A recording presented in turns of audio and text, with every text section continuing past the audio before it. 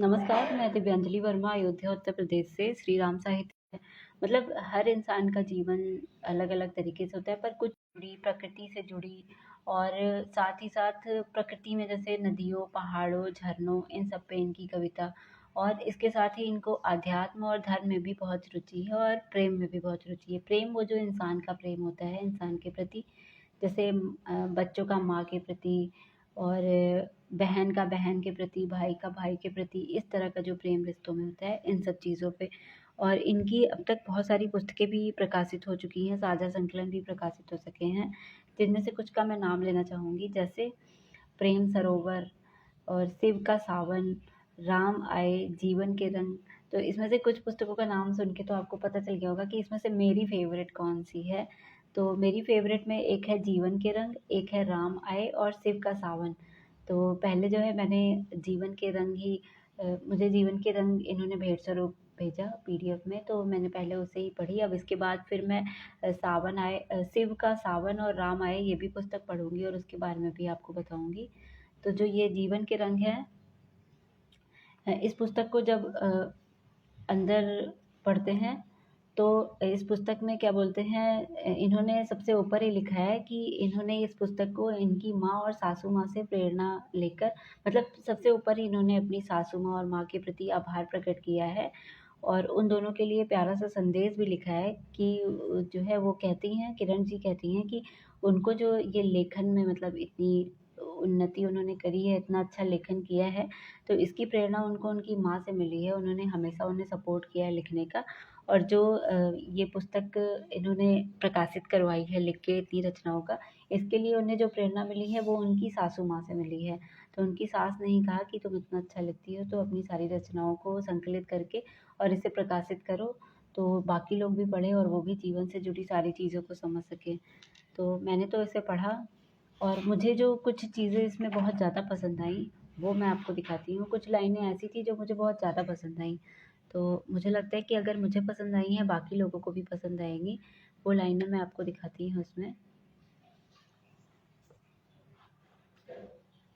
जैसे इसमें कुछ लाइनें हैं पुस्तक में कि अतीत के समुंदर में यादों के बेशकीमती नगीने भी हैं और कुछ जख्म देने वाले पत्थर भी हैं। सही बात है। जब हम अपने अतीत में देखते हैं, यानी अपने पीछे भूतकाल में जाके देखते हैं, तो बहुत सारी जीवन में तो होता ही है। जीवन तो कभी भूतकाल, कभी वर्तमान काल और भविष्य काल से मिलके बना ही है। तो जब हम कभी अकेले बैठे रहते हैं और सोचते हैं कि हमने जीवन में क्या पाया, क्या खोया या कुछ भी, तो हमें यही लगता है कि बहुत सारी ऐसी यादें हमारे साथ जुड़ी हुई होती हैं जो बहुत ही अच्छी होती हैं, हमें बहुत ज़्यादा सुकून देती हैं। पर कुछ यादें ऐसी भी होती हैं जो बहुत दुःख दे जाती हैं, ज़ख्म दे जाती हैं, जो मतलब हम याद नहीं करना चाहते हैं। तो जो जीवन होता है वो इन्हीं सुख-दुःख और इन्हीं दुःख भरी और सुख भरी यादों का संगम होता है। ये उन्होंने जीवन के ऊपर लिखा है।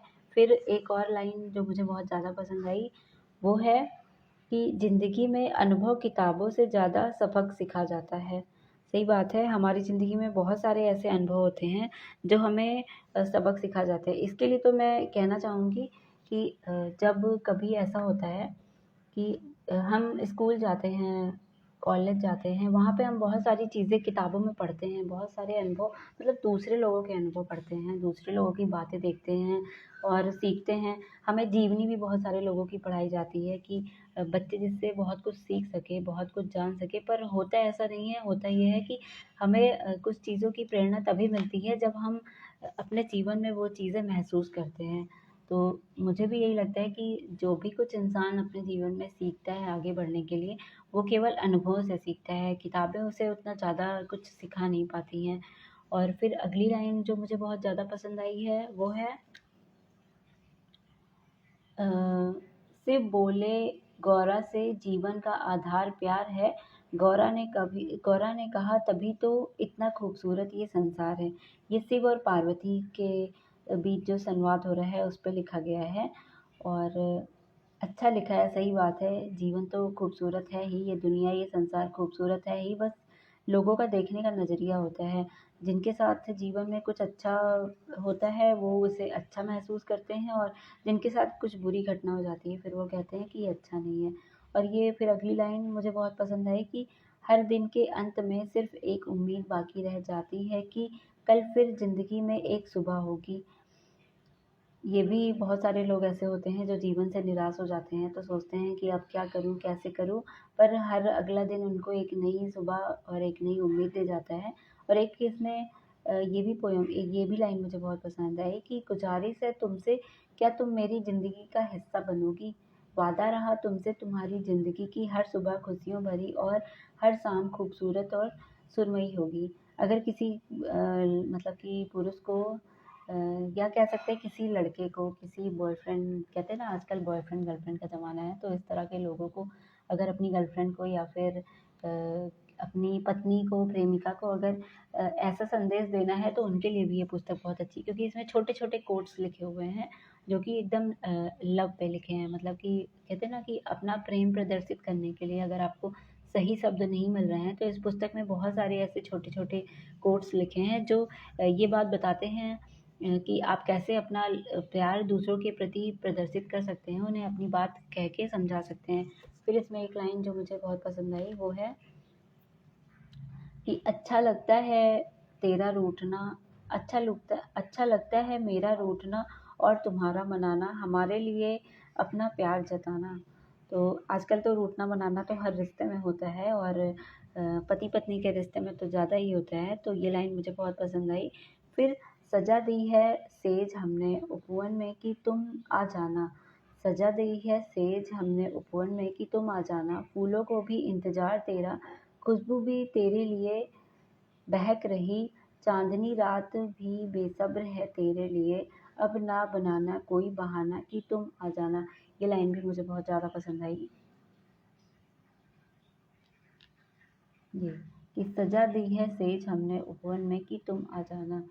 तो किसी को अगर ज़िंदगी को समझना हो और अपने प्रियतम को, मैं कहूँगी प्रेमी प्रेमिका भी नहीं कहूँगी, पति पत्नी भी नहीं, प्रियतम में सब आ जाते हैं। तो अपने प्रियतम को अगर कोई अच्छा सा प्यार भरा संदेश देना है तो उनके लिए ये पुस्तक बहुत अच्छी है, उन्हें ये पुस्तक पढ़नी चाहिए। कुछ मतलब हर कोई तो राइटर होता नहीं है, दिल में तो सबके बातें आती ही जाती हैं।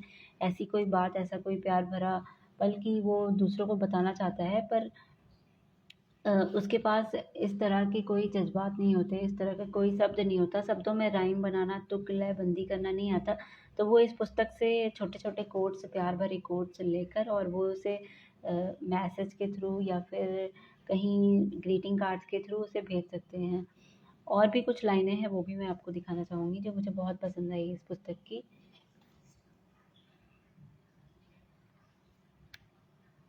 जैसे एक लाइन है कि थाम लो हमें तुम मोहन, मैं इस भव सागर को पार कर जाऊं, जपते जपते राधे कृष्ण कन्हैया मेरे तुझ पर बलिहार जाऊं। ये राधा कृष्ण के बारे में है। राधा कृष्ण का प्यार तो सबसे ही अलौकिक प्यार है, सबके लिए ही बहुत ही खूबसूरत है। और जब भी कभी प्यार की बात आती है तो हम सब जानते हैं कि राधा कृष्ण के प्यार की बात होती है, तो ये उनके ऊपर एक पोएम लिखी गई है। और उसके बाद है एक इसमें पोएम मुझे बहुत पसंद आई है, दास्तान गम। किसको बताएं हम दास्तान गम, किसी को कैसे दर्द अपना समझाएं हम। प्यार का वादा करती रही दुनिया हमसे, अपनेपन का लेप भी जलन ना कर सका कम।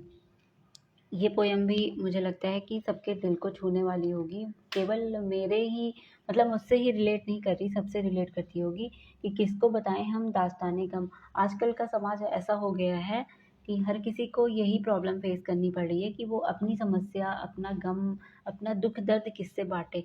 ज़्यादातर लोग जो है भावनाओं के नाम पे एक दूसरे को छलने का ही काम कर रहे हैं, एक दूसरे को धोखा देने का ही काम कर रहे हैं। तो इसी चीज़ को शब्दों में बयाँ किया है कि किसको बताएँ हम दास्तान गम, किसी को कैसे दर्द अपना समझाएँ हम। आज कोई भी किसी का दर्द समझना नहीं चाहता, और अगर कोई सुनता भी है, समझता भी है, तो वो केवल उसमें भी अपना फ़ायदा ही देखते हैं कि इससे मुझे लाइक मिलेगा कि नहीं, इससे मुझे सोशल मीडिया पे व्यूज़ मिलेगा कि नहीं, कमेंट मिलेगा कि नहीं, इस तरह की। तभी लोग सुनना पसंद करते हैं, या फिर अगर कोई सुनता भी है तो वो यही कहता है कि ठीक है, आपका जो भी गम है आप उसको सोशल मीडिया पे हमारे साथ शेयर कीजिए, ज़्यादा से ज़्यादा लोग देखेंगे, ज़्यादा से ज़्यादा हमें लाइक, व्यूज़, शेयर मिलेंगे, हमारा ही इनकम होगा। ये हाल हो रखा है इस समय का। और प्यार का वादा करती रही दुनिया हमसे। अ, इसके लिए भी मैं कहना चाहूँगी, कलयुग में तो प्यार मतलब कुछ भी नहीं है। आजकल तो लोग प्यार के नाम पे भी केवल छल ही करते हैं या फिर कोई बिज़नेस ही करना चाहते हैं। मतलब जहाँ उनका फ़ायदा हो, पैसे या उनको बहुत ही पॉपुलैरिटी मिल जाए बस। और अपनेपन का लेप भी जलन ना कर सका कम। अपनापन तो शायद ख़त्म ही हो गया है। तो ये पोएम भी आज के लोगों से बहुत ज़्यादा रिलेट करती है, मिलती-जुलती है। और एक और बहुत ही ख़ास लाइनें जो मुझे बहुत ज़्यादा पसंद आई, वो भी मैं दिखाती हूँ। मैंने इसे इसलिए लिख रखा है डायरी में क्योंकि मुझे किरण जी ने पीडीएफ सेंड की थी, तो पीडीएफ को पढ़ने के बाद मैंने जो लाइनें मुझे बहुत ज़्यादा पसंद आई उसे मैंने लिख लिया। ये उगते सूर्य की ये लालिमा शायद हमारे जीवन में भी कुछ रंग ले आए, खुशी को खुशी की रोशनी फैलाए, शायद सब कुछ पहले जैसा हो जाए, शायद विषम परिस्थितियाँ ना रहे, शायद फिर से हर चेहरा मुस्कुराए। ये वाली जो कविता है, ये कविता की कुछ लाइनें हैं, पूरी कविता तो ऐसे ही है। तो ये लाइनें ये बताती हैं कि अगर कोई इंसान अपने जीवन में पूरी तरह से उम्मीद खो चुका है, खत्म हो चुकी है, तो वो इस लाइनों को पढ़ के वापस से अपनी उम्मीदों को जगा सकता है और जीवन को लेके एक जो आशा होती है उसको जो है कायम रख सकता है। तो इस तरह से और भी बहुत सारी पोएम है। ये तो मैंने कुछ जो मुझे बहुत पसंद आई, मुझसे बहुत रिलेट कर गई, वो मैंने लिखी और आप लोग को बताई। बाकी मुझे लगता है कि आप लोग से भी बहुत ज़्यादा अगर कोई इसे पढ़ता है तो उसके जीवन से भी ये पुस्तक में जो लाइनें लिखी हैं, कविताएँ लिखी हैं, वो मिलती-जुलती होंगी। जैसे इसमें कहीं-कहीं पे लिखा है, कुछ लोग होते हैं वो अपने जीवन में अपने मन का करना चाहते हैं कि उनका मन कर रहा है आज यहाँ घूमने जाऊँ, उनका मन कर रहा है आज वहाँ घूमने जाऊँ, पर क्या करें, वो अपने मन की कर नहीं सकते हैं, कुछ मजबूरियाँ होती हैं। तो इस तरह की भी बहुत सारी पोएम हैं। और कुछ लोग ऐसे होते हैं जो प्रेम में असफल हो जाते हैं, प्यार करते हैं पर जिससे करते हैं वो या तो एक्सेप्ट नहीं करती है या फिर वो उससे कह नहीं पाते हैं। तो उन्हें भी ज़िंदगी उनकी बहुत ही निराशापूर्ण लगती है। उन्हें लगता है कि अब क्या किया जाए, कैसे ज़िंदगी जिया जाए, तो उनके मन में जो भाव उठ रहे होते हैं उस वक़्त, उसे भी किरण जी ने अपनी पुस्तक में कविता के माध्यम से लिखा है। कुछ लोग ऐसे भी होते हैं जो जीवन में कुछ बड़ा करना चाहते हैं, बहुत मेहनत कर रहे हैं, बहुत सफलता पाना चाह रहे हैं, लेकिन सफल नहीं हो पा रहे। तो उसके बारे में भी पोएम के माध्यम से बहुत सारे कोट्स, बहुत सारी लाइनें लिखी गई हैं। और कुछ लोग ऐसे होते हैं जो जीवन में बहुत खुश होते हैं, मतलब इसका उल्टा हम ले लें, कुछ लोग जीवन में होते हैं, बहुत खुश होते हैं, लेकिन उनकी ज़िंदगी में बहुत अकेलापन होता है, बहुत निराशा होती है। तो इसको भी उन्होंने लिखा है कि इस चीज़ को कैसे वो लोग महसूस करते हैं और इसे दूर करने के बारे में भी लिखा गया है। और कुछ जीवन के सत्य होते हैं, वो जो हम अलौकिकता की बात करते हैं कि जीवन में मृत्यु सत्य है, जीवन सत्य है और ईश्वर सत्य है, ज्ञान सत्य है। तो इस तरह की पोएम भी लिखी है, जिससे आप पोएम के माध्यम से ही समझ सकते हैं कि आपको जीवन के प्रति आपका दृष्टिकोण कैसा होना चाहिए और जीवन क्या है, क्या नहीं है। और प्रेम प्रेम पे तो बहुत सारे कोट्स हैं। अगर किसी को अपनी प्रियतम को कुछ भेजना हो, अच्छे-अच्छे कोट्स भेजने हो, अपने दिल की बात वो नहीं कह पा रहा हो और वो चाहता हो कि तुकबंदी, लयबंदी, राइम या इस तरह की किसी कविता के माध्यम से वो कहना चाहे, तो उसके लिए ये पुस्तक बहुत अच्छी है। तो अंत में मैं बस यही कहना चाहूँगी कि ये किरण सिंह की जो ये पुस्तक है जीवन के रंग, इसे ज़रूर पढ़िएगा एक बार। ये जो है सोशल मीडिया पे भी है। मैं डिस्क्रिप्शन में किरण सिंह जी का मोबाइल नंबर और लिंक जो है ऐड कर दूँगी। आप वहाँ से उनसे कॉन्टैक्ट करके इस पुस्तक को मँगा सकते हैं, खरीद सकते हैं और बाकी जानकारी भी आपको उनसे मिल जाएगी। फ़िलहाल तो मेरे लिए तो मैं यही कहूँगी कि मतलब अगर 10 में से मुझे इस पुस्तक को रेट करना चाहे, रेटिंग देनी हो, तो मैं इसे 9 या 8 दूँगी, मतलब 8 या 9 ही दूँगी, क्योंकि कुछ चीज़ें हैं इसमें जो बहुत अच्छी हैं और कुछ चीज़ें हैं जो हमारे जीवन से बिल्कुल रिलेट करती हैं। ऐसा लगता है पढ़ के कि हमारी ही बात को इन्होंने कविता के माध्यम से लिख दिया है। तो अगर किसी को जीवन से जुड़े इमोशनल, प्यार, ज़िंदगी की गहराइयों को पढ़ना है, तो उसके लिए ये पुस्तक बेस्ट है। और कुछ चीज़ें ऐसी भी होती हैं जो हम कभी-कभी महसूस करते हैं, जैसे जब हमें प्यार होता है, किसी इंसान को प्यार होता है, तो प्यार में उसके चेहरे पे मुस्कान आ जाती है। फिर यादों में उसका दिल भीग जाता है। उसके बाद फिर एक ऐसा पल आता है जब अकेलापन आता है ज़िंदगी में, और फिर उसके बाद एक पल ऐसा भी आता है कि फिर से वो उम्मीद की किरण जाग जाती है। तो इन सारे पलों को कविता के माध्यम से उन्होंने छोटे-छोटे कोट्स और कविताओं में लिखा है। अगर आप पढ़ेंगे तो आपको लगेगा कि जैसे लग रहा है कि मैं अपने ही बारे में पढ़ रहा हूँ, या वो जो लेखक-लेखिका थीं उन्होंने आपके ही मन की बात को अपनी पुस्तक में कविता में लिख दिया। तो आप लोग भी जीवन के रंग, जो कि किरण सिंह की पुस्तक है, ज़रूर पढ़िएगा। डिस्क्रिप्शन में मैं मोबाइल नंबर किरण सिंह जी का और साथ में पुस्तक की लिंक भी डाल दूँगी, तो खरीदिएगा, पढ़िएगा और मुझे ज़रूर कमेंट करके बताइएगा कि आपको पुस्तक कैसी लगी। मुझे तो बहुत अच्छी लगी। जय श्री राम। अ, और भी अगर किसी को अपनी पुस्तक का मतलब कि पुस्तक भेजनी होगी हमारी संस्था को, या फिर अपने पुस्तक का रिव्यू वीडियो बनवाना होगा, तो वो भी मुझसे कांटेक्ट कर सकता है मैसेज करके या फिर कॉल करके।